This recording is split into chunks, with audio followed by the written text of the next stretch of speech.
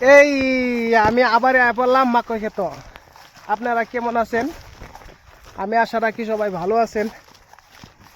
কেননা আমি মাকই ক্ষেত আজকেও রিলে বললাম। কেন মাকই ক্ষেত আইলাম আপনারা তো নিশ্চয়ই জানতেছেন। কেরা কেরা আইবার চান তাড়াতাড়ি চলে আসেন 8 নম্বর দাগে। আমি এখনো রেডি করি নাই। যদি কোনো ভাই বন্ধু আসতে চান তাহলে দুইজনে একসাথে আরম্ভ করবো। চলে আসেন আমার 7 নম্বর দাগে। Let's go. আমি যখন ঘাস কাটি বন্ধুই বাজাই বাসি, ঘাস কাটা থুইয়াই আমি কেমন করে আসি। ফাইনালি 8 নম্বর দাগে আয় পড়লাম। এখন আমি স্টার্ট করব। তো সবাই ব্লগটা দেখতে থাকুন আমি কোথায় স্টার্ট করি। দেখেন আমি কোন জায়গায় ঘাস কাটে। এটা হলো ঘাস কাটা ফিল্ড। কেননা অনেক লোকের ঘাস কাটার জন্য এখানে ঘাসটা বোনা হয়েছে। সবাই ঘাস কাটে নিয়ে যাবেন তার জন্য অনুরোধ রাখলাম। এখন আমার ঘাস কাটা শেষ।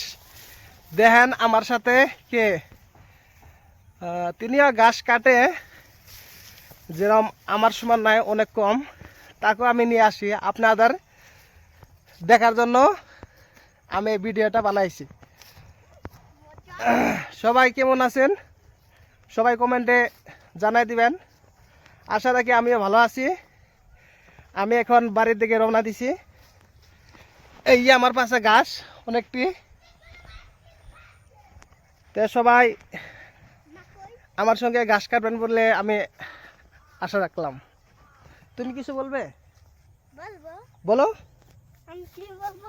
বলো না। আমার সঙ্গে কে কে ঘাস কাটবে আসবে বলো। আমার সাথে কে কে ঘাস কাটবে আসবে? আমার সাথে কে কে ঘাস কাটবে আসে? সে বলছে তার সঙ্গে কে কে ঘাস কাটবে। তো অবশ্যই চলে আসবে 8 নম্বর দাগে। এই আমার বাড়ি।